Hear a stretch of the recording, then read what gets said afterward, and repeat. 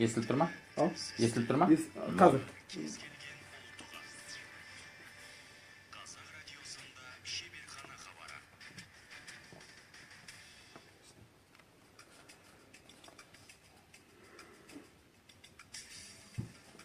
Ассалаумағалейкум, Қазақ радиосының қадірлі тыңдармандары.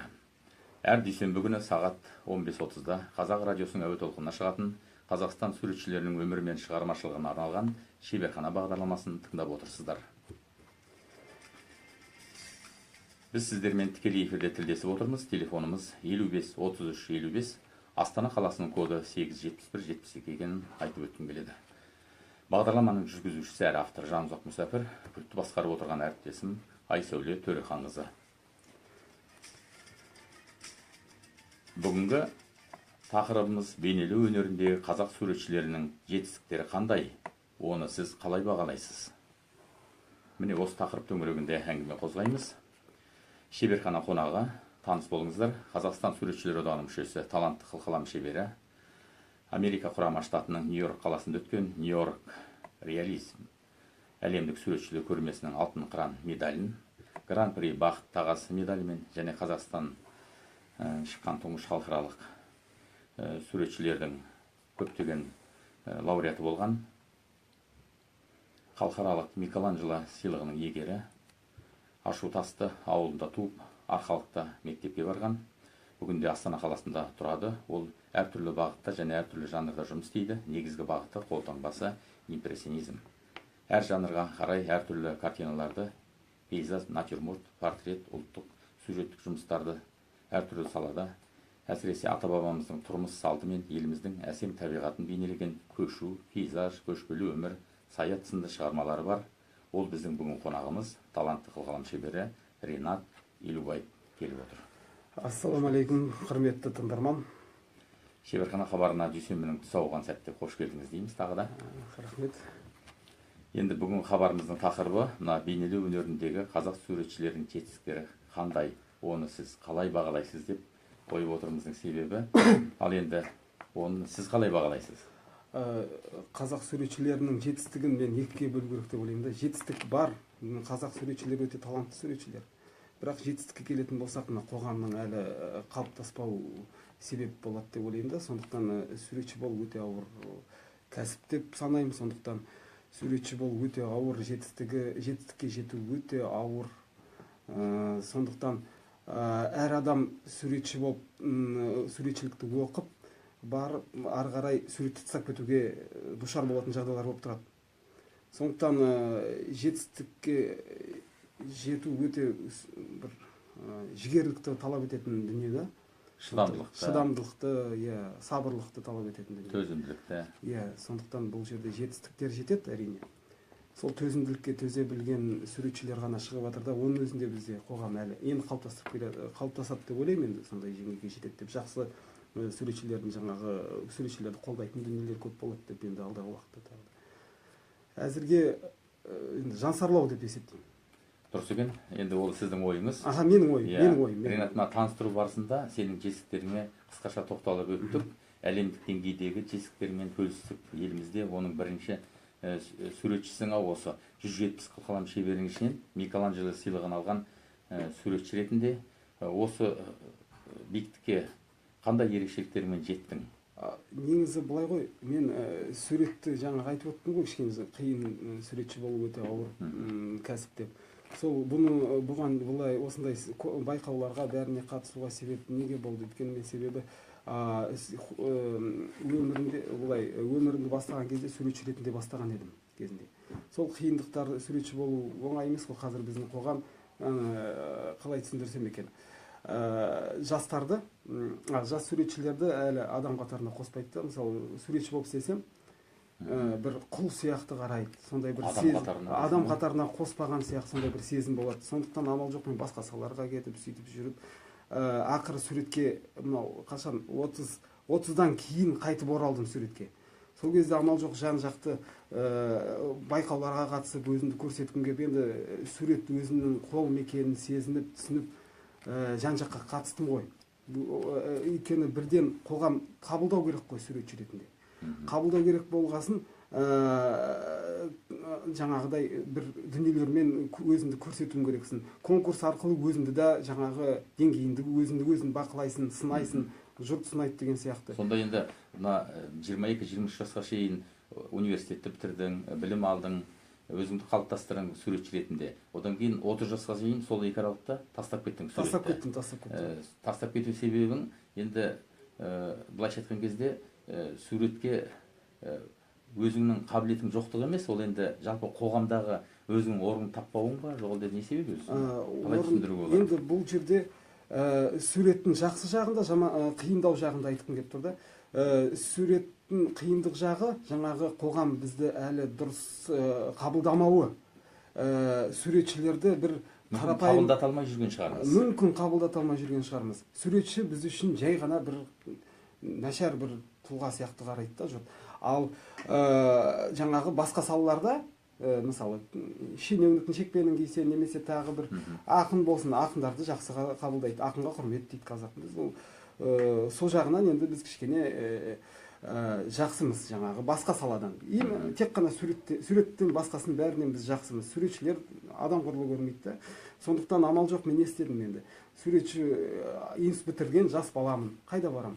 Суретке бардым, мені ешкім қабылдаған да жоқ, сыйлаған да жоқ, құрметтеген де жоқ дейді. Енді құрметтеу үшін өзіңді сол деңгейге жетуің керексің ғой. Бірақ та олардың жаңағы қарым-қатынасы, бірақ та тертеу керек, бірақ та қарым-қатынасы ұнамады маған. Суретшіні бейшара сияқты қарады да. Мектепте мұғалім де болған шығарсың, иә? Мектепте дегенде көркем сурет мектебінде сабақ бердім. Енді ақшасы да аз.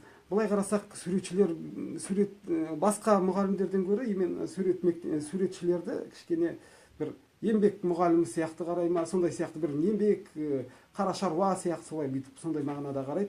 Сондықтан амал жоқ, мен ақшасы да жақсы жер іздедім. Сондықтан акиматта, мәдениет басқармасында да жұмыс істеуге тура келді. Кино түсіруге де жаңағы. Енді мына халықаралық байқауда мына Микеланджелоның жүлдесін алу деген, ол енді біздің қазақ суретшілерінің ішінде бұл үлкен бақыт деп ойлаймын негізінде. Оны енді кәдімгідей мүйізі қарағайдай біздің қазір мықты суретшілеріміздің өзі мұндай деңгейге жетіп, бұл сыйлыққа ие болған жоқ. Сондықтан бір кездерде сурет тастап кетіп, одан кейін басқа да жұмыстар істеп жүріп, арасында шығармашылық жұмыспен айналысып, осы дүниеге жеткеніне таңғалып отырмын. Бұл жерде көрдіңіз ба, мен өмірімде бір қатты қиындық болды да, мен жақсы көтеріліп басқа салаларда жаңағы өзімнің орнымды таптым деп ойладым. Көп саланы алдым. Енді бұл жерде суретшінің жақсылық жағын айтқаным, суретші ол сан қырлы жаңағыдай, 8 қырлы, бір сырлы адам болады екен суретші деген. Суретшінің қолынан келмейтін дүние жоқ. Суретші жаңағы кинода түсіре алады, шенеунікте бола алады, суретші жаңағы математикта бола алады. Әр саланы суретші тез меңгереді. Суретші болғандықтан. Болмысы суретші адам, ол міндетті түрде меңгереді. Бірақ алып тұрсақ, оны неге сөйтіп айтып отыр десе, тарихи тұрғыдан да дәлелдеп беруге болады. Леонардо да Винчині алып қарасақ, жан-жақты ғой. Леонардо да Винчи Ломоносов мозаиканы ойлап тауып жаңағыдай сурет салған. Жаңағы Винстон Черчилль суретші, Гитлер суретші, Пауль Санау, фельдмаршал Германияның суретші. Енді бәрін айта берсек, саусақ жетпейтін шығар. Иә, саусақ жетпейді, сондықтан көп. Енді осы жерде жаңа өзің айтып қалдың, жалпы кино түсіру туралы. Өзің де бір кездерде осы кино түсіріп, бірнеше фильм түсірген режиссерсың. Бұған қалай бардың? Режиссуралық мамандығың бар ма? Бітірдің ба? Қай жерде оқыдың? Негізі мен оған ақшаны қайдан таптың? Суретшіміз ғой енді. Суреттің мұғалімін мен мамандығым. Енді әкімдікте істеп жүріп, енді қосымша енді суретші болғасын жан дүнием жан-жақты қалап тұрады да. Әр саланы жетік меңгергенді қалап тұрам да. Тексергім келіп, бұл неге солай? Фильмде өзің басты рөлді ойнадың ау деймін? Басты рөлде де ойнап, енді кинода түсірді. Кино енді әуес қоюлық деңгей ғой енді. Әр адам Джеки Чанның деңгейіне жету үшін біраз жұмыс істеу керек еді. Жұмыс істеу керек еді, бірақ та мен егер де менің өмірімде бір кезінде 2011 жыл бір күрт бір өзгеріс болмаса, қиындық жағдай тумаған жағдайда, мен басқа салада кетіп шенеунікте болуы мүмкін еді, немесе жаңағы кино түсіріп, мүмкін кинодан да көп деңгейге жетуме болушы еді. Бірақ өмір мені амал жоқтықтан енді қайтадан суретке алып келді. Қанша фильм түсірдің? 3 кино түсірдім. 3 кино түсірдің. Соның ішінде көлеңке деген кином, жалпы Қазақстанға тарады, Қытайдың қазақтары да көрді, Өзбекстанның қазақтарынан да естіп жатырдым. Оларда да жаңағыдай пиратский диск дейді, сол кезде болған. Солай өзің өскен Торғай өңір туралы да бір фильм сол көлеңке, сол өзімнің торғайлықтарды әрине сол кезде Торғайдың азаматтары маған ренжіген екен. Себебі торғайлықтар жаман қылып көрсеттім деп. Жоқ, мен ондай мақсатта түсірмегенмін негізі ол киноны. Мен шындықта түсірдің ғой. Шындықта емес, жоқ, бұл кино, криминалдық кино, просто сондықтан қай қаланы енді өзіме енді арқалықты кішкене жұрт білсін деген сияқты сондай оймен түсірдім, бірақ жаман ой болады деп ойлаған жоқпын. Сценарийді Еркеғали Бейсенов деген арқалықтың жігіті, Сарыторғайдың жігіті, журналист досым. Сол жігіт. Ол ой қайдан келді сіздерге сонда кино түсіру? Кино түсіру деген енді мынау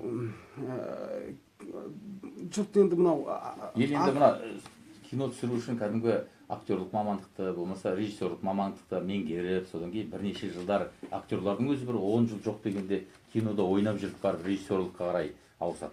Сол менікі енді суретші болған, айтып отырмын ғой, суретші боласын, мысалы Тимур Бекмамбетов суретші ғой. Суретші бола тұрып бірден киноға ауысып кетті. Сол сияқты суретшілердің Сой сияқты болдың келдің бе? Иә, суретшілердің қолынан бәрі келеді. Виктор Сой сияқты да болдың келдің. Виктор Сой да суретші болды мысалы. Сондықтан сурет деген ол сурет салған адамның қабілеті жан-жақты болады деп есептеймін. Дұрыс екен. Енді бұл режиссерлік әңгіме бір бөлек, ол бір тағы бір хабарға жарайтын дүние сияқты менің ойымша. Мына енді өлең жазбайтын суретші жоқ сияқты. Мен өзім суретші ретінде осы суретшілермен көп араласам, бірге жүрем. Суретшілердің 99% өлең жазады. Мысалы, иә, мен өзің де өлең жазасың. Мысалы, мен жаңа айтайын, суретші деген сіз керемет суретшісіз, талантты суретшісіз. Сонымен қатар сіз мықты журналистсіз, ақынсыз. Көрдіңіз бе? Сурет деген жан-жақты болып есептеледі. Суретші адам. Сондықтан сізден де соны байқауға болады, көруге де болады. Анық пример дейді ғой, мысал. Енді жарайды. Ал мен жаңа енді өзім сұрағыма, иә. Қандай сұрақ қойдыңыз? Мен жаңа мен сенің өлең жазбайтын суретші жоқ деп отырмын да, жалпы суретшінің енді өлең жазбайтыны жоқ, оны айтып отырмыз. Бірақ енді сенің өзіңнің жазған өлеңдеріңе тоқталып, осы жерде бір-екі шумақ өлеңді оқып берсең. Енді суретшіміз негізі ақында емес, біз кино режиссер емес, біз қай уақытта жазасың жалпы өлеңді? Енді әудемейтін қазақ жоқ дейді ғой, өлеңді жазып нетіп қоятын кездеріміз болды, бірақ қазір оны мен тоқтаттым. Біздің ақындарымыз түнде тұрып кейде жазып жатады, кейде жолда кетіп баратып жазады. Енді ақындық шығармашылық ол енді суретшілікпен бірдей болғанымен, ақындардың жазысы мүлде бөлек қой. Сіз қалай жазасыз? Мысалы, маған ол не үшін керек болды?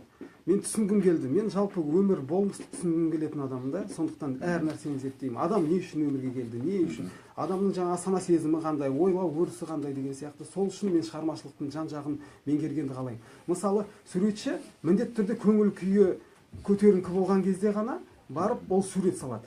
Суретші ренжіп қалса біреуге, сурет шықпайды. Ал ақындар міндетті түрде олардың көңіл түскенде, ана Мұқағали атамыздың сөзі бар емес па, жайшылықта өлең келмейді, қайшылықта келеді деген.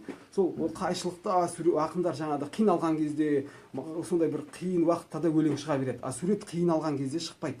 Соны сезу үшін, рас, ондай бір өзінің ерекшеліктері болады өнердің. Сол жаңағы қиындық уақытында өлең шығарып береміз. Бірақ ол енді әуес қойлық деңгейде. Ал сен бір шығарған мына Беларусияда болған бір үлкен көрмеде, мына бір үлкен мемлекеттік сол жақтан сыйлықты алдың, иә? Крушинила 2015 халықаралық өнер олимпиадасы өтті. Сол кезде гран-приді иелендің. Оған біз көзіміз жетті. Міне сол кезде толқып тұрып бір керемет өлең оқығаныңды мен естідім негізінде. Жанардан жүрек еріксіз шашады жерге моншақын деген. Енді ол ары жалғасып кете береді. Қай өлеңді оқығалы тұрсың? Иә, бұл жерде ол енді сол жерде Беларусияның қыздарына ғашық болдым деген сияқты енді сондай бір сезіммен болған шығар енді. Ал негізі сондай сезімде көбінесе жаңағы мұңды өлеңдер маған ұнайды. Мысалы, анау бір уақыттар болған, ақша жетіспей атады деген сияқты сол кезде аяқ астынан былай шығарып қаласың енді. Енді әйелім ақша жетпейді, анаған жетпейді, анау керек деген кезде. Не деймін саған, не деймін, сіңірі шыққан кедеймін, Ван Гогта өткен жарымай өзімді соған теңеймін деп. Мысалы, сондай сияқты өлеңдер бар енді. Енді Ван Гогтың өзі жарымай өткен ғой. Иә. Суретшілердің енді, бірақ оның тағы да бір жағдай бар. Бізде, мысалы, қоғамда жаңағы суретшілерді көтеру керек деп отырмыз ғой. Сосын көп айтады, Ван Гогтың өзі жармаған, Модельяне жармаған, көп жармаған деп. бірақ оған қарамауымыз керек. Ол бұрынғы заман. Екіншіден көп суретшілер, Ренуар, Пикассо, Сальвадор Дали, олар кезінде көзі тірі кезінде миллиардер болған суретшілер. Соны ұмытпауымыз керек. Біз тек қана жаңағы нашар өмірлері нашар болған суретшілерді ғана айтып, олар да нашар болды ғой деп, солар сияқты болу керек деп жұрт солай ойлайды. Олай емес. Олар нашар художник болған жоқ, олар гениальный художник болған, генийлар болған. Бірақ олардың жаңағы сол кездегі бір тағдырға байланысты ма, бір оны мен білмеймін, енді Алланың қалауы ма, солардың сондай бір қиын жағдайға түсуіне сондай себепкер болған. Бірақ олай солармен шектеліп қалуға әрине болмайды. Суретшілердің бәрі жармай өту керек деген сияқты. Ол сол түсінікті біз ойымыздан алып тастауымыз керек. Суретші міндетті түрде жаңағыдай сыйлы, ортаға сыйлы, жаңағы интеллект парасаты мол, сондай бір керемет тұлға деп қарауымыз керек. Бүгінгі тақырыбымыздың өзінде мына бейнелеу өнеріндегі қазақ суретшілерінің жетістіктері қандай? Оны сіз қалай бағалайсыз суретші ретінде? Деп айтып отырмыз ғой. Иә, сол жетістіктер айтып отырмын. Жаңағы талантты суретшілер, қазақтың талантты суретшілері өте көп. Біз қазақ сурет өнерін жетік меңгерген халықпыз негізі. Бірақ жаңағы айтып отырмын, қолдау, қоғамның қолдауы, сыйлауы, суретшілерді ерекше құрметпен қарауы суретшілерге, сол жетісіңкіремейді. Соны айтқым келіп отыр. Дұрыс екен. Енді тағы да бір сауал қойғым келіп отыр. Ол енді мына әрине суретші болу үшін де, өнер адамы болу үшін де, жалпы мына отбасының да оған тірегі болмаса себебі болады. Өнерге жақындығыңыз, әкеңіз Қилыбай мен анаңыз Күләш апайдан дарығандығын берген сұхбаттарыңыздың бірінде айтқансыз, мен естігем. Малда ауылда мектепке барғанша сурет салуға қалай үйрендіңіз? Ал мына Шайзат апаңыздың да еңбегі бар сияқты кейін мектепке барған кезде. Осы тұстан біраз енді сурет өнері негізі қанмен беріледі дейді ғой. Бірақ енді мен бұрынғы біздің енді қазақ халқы енді мұсылман халық қой, сондықтан суретке қатты дамымағаны белгілі. Қай жасыңыздан бастап сурет салдыңыз? Суретті негізі мен әке-шешемнің айтуы бойынша 2 жасымнан бастап салған екен. 2 жасыңызда? 2 жасында уже адамдарды салады екен сөйтіп. Сондықтан қай әкемнен, шешеммен берілген бұл қасиет білмеймін. Бірақ білетінім суретті ерте бастаған. Әке-шешем енді жыламасын деп қолыма қаламмен жаңағы қағаз беріп қояды, соны шимайлап отыра берсін деп. Содан үйрендік қой. Қазіргі кезде кішкентай балалар iPhone сотканы ұстап шұқылап отырады ғой, енді уақытын өткізу керек. Ал біздің кезімізде ондай болған жоқ. Амал жоқ, не істеймін енді, ішім пысады, сосын сурет салып соған үйрендім. Яғни біз бүгінгі мына тыңдармандарымызға айтып өтуіміз керек, балаларға iPhone-ды болмаса мына күнделікті бүгінгі өмірдегі мына көзді құртатын дүниелерді көрсете бергенше қолына қарым-қарындаш беріп қою керек деген әңгімені айтқанымыз дұрыс қой. Сол дұрыс негізі. Өйткені біз жаңағы iPhone-нан балалар түк үйренбейді деп ойлаймын. Ол тек қана уақытын өлтіру деп ойлаймын балалардың. Тек бізге тиіспесе болды, өздерімен өздері жүрсе болды. Сен тимесең мен батырақ көздеген сияқты. Иә, солай сөйтіп тәрбиелеп жатырмыз, әрине. Ол білмеймін, ол дұрыс па дұрыс емес пе, менің ойымша дұрыс емес деп ойлаймын. Бірақ қалай дегенмен де негізі сосын менің апамның еңбегі зор деп ойлаймын суретке. Менің анаңыздың? Мамамның үлкен апасы. Сол кісінің де қолында тұрдым мен. Сол кезде көркем сурет мектебіне барып, сол кісінің ықпалымен сурет саласын жетік меңгеруге сол кісі көп еңбегі сіңді. Маған сурет салам десем болды, не керек соны алып беріп отырды, және де мені ынталандырды. Қалай дейсіз ғой? Енді мен кішкентай балам, жаңағы ұйықтарда айтады, сен қазір сурет сал, ұйықтаған кезде олар тұрады дейді, жүреді. Суреттегі дүниелер қайтадан тіріледі дейді. Мен ұйықтаған кезде, бірақ та мен оны көре алмайды екен. Сосын мен кішкентай баламын, ойлаймын, мына енді мен ұйықтаған кезде тұрса, мен бір қызық бір суреттер салып қояйын, олар сосын ойнасын, жүрсін деп жаңағы. Бала салам, баланың қолына жаңағы қасына скамейке қойып қоям, отырсын скамейкеде. Иә, жүрсін, өмір сүрсін деп. Иә, сондай. Сол кезде жаңағы сондай фантазияны дамытуға, жаңағыдай суретке деген қызығушылықты арттыруға кәдімгі мықты педагогикалық көзқараспен мені тәрбиеледі деп есептеймін. Содан бүгін енді өз балаларыңды қалай тәрбиелейсің? Қалай тәрбиелеп жатсың? Енді өз балаларымды мен балаларым енді суретке де қабілеттері бар. Суретке де қабілеттері бар. Иә, бірақ мен өзім балаларымды математика саласын меңгерсе екен деп сондай арманым. Не себепті? Ол математикаға мүмкін өзінің қабілеттері бар ма? Бар. Бар болса тіпті Тәуба, Аллаға жақсы. шүкір. Онда. Аха. Онда басқа сауалға қарай ауысайық. Мына суретшілерге деген бүгінде жалпы ой әрқилы. Жалпы бүгінде суретшілерге не жетіспейді? Суретшілерге қазіргі кезде материалдық жағдай жетіспейді деп айтуға болады. Материалдық көмек беретін, иә, материалдық көмек беретін, қолғабыс ететін бір жанашыр адамдар жетіспейді деп ойлаймын. Және де мына қоғамды жаңағы сурет өнеріне жақындастыру керек деп ойлаймын. Себебі көрмені көбі былай ойлауы мүмкін. Көрмеге барады, жай картиналарды қарайды да кетеді деген сияқты. Жоқ. Суретті қараған кезде суретті оқи білу керек, сезіне білу керек. Ол үшін жаңағы кішкентай кезде балаларды көркем сурет мектебіне әрқайсысын беру керек. Ол ертең суретші мейлі, суретші болмай-ақ қойсын. Көркем сурет мектебінде оқыған бала ертең есейген кезде кез келген ауылда, болмаса кез келген қалада көркем сурет мектебі бола бермейді ғой. Яғни мектеп қабырғасында сурет сабағы көбірек болу керек. Неге? Сосын жұрт ойлауы мүмкін. Суреттің керегі не ол балама деп. Ол ертең суретші болмайды, оған керек емес деп. Жоқ, ол қате түсінік. Сурет салған бала жан-жақты болады. Оның жаңағы мына қоршаған ортамына болмысты көзімен көріп, жүрегінен өткізіп барып, кенепке салу, қағазға салу екінің қолынан келе бермейтін дүние. Ол болмысты өзінің жүрегінен өткізген адам деген сөз. Болмысты, мына қоршаған ортаны болмысты жүрегінен өткізген адам, ол міндетті түрде жаңағы рухани бай адам болып есептеледі. Сондықтан сурет деген ол жақсы. Сондықтан мен балаларыма сурет салғызам, бірақ енді өзім енді қалай айтсам екен, мен суретші, бір үйде бір суретші жетеді деп есептеймін. Балаларым суретті меңгерсін, үйретем. Бірақ математика немесе басқа салаларды, басқа мамандыққа барған қалайсыңыз? Қалаймын, иә. Енді Астана қаласында тұрасыз бүгінгі таңда. Астана суретшілерінің ортақ ой бөлісетін орындар бар ма Астанада? Суретшілердің, жас суретшілердің, болмаса орта жастағы суретшілердің, жалпы суретшілердің?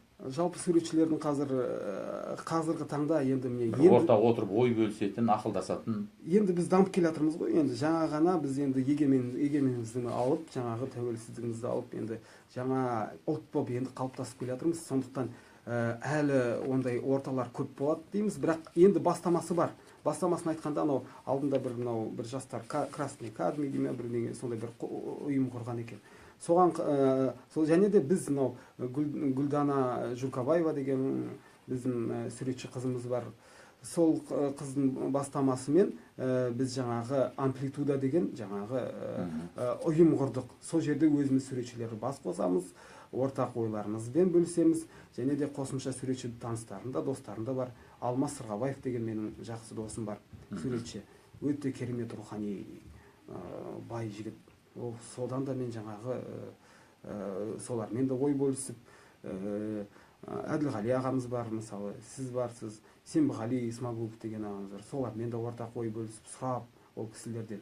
Енді сөйтіп бір ақылдасып, сөйтіп жүреміз. Оның өзі орта деп есептеймін да, бірімізбен сөйтіп араласып жүрген. Суретшілер одағы бар. Ол да жеке ойым. Мына енді шәкірттеріңіз бар ма өзіңіздің?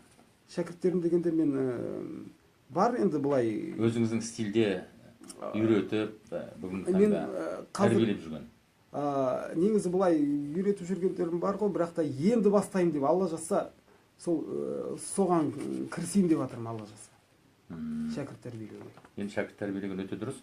Жалпы сіздің жасаған өнер туындыларыңыз кімдердің қолында, қай музейлерде тұр деген сауалға қарай ауысқым келіп тұр. Осы жерде айтпақшы, мына енді өзіңіз тұңғыш біздің президентіміздің музейінде үлкен көрме өткіздіңіз уақытында, оған да біз қатысқанбыз кезінде.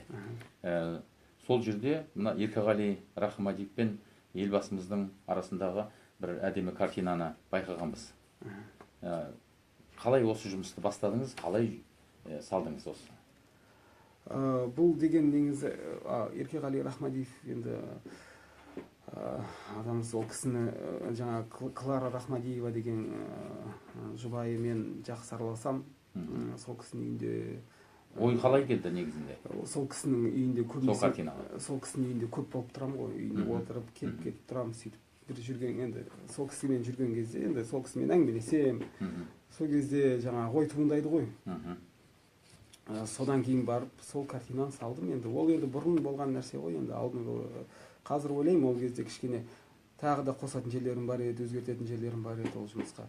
Әлде көңілім енді ол кезде толып тұрған сияқты болып есептелген. Енді қазір кейбір жерлер байқайсың, иә, енді ол қазір әлде де толтыра болу керек еді.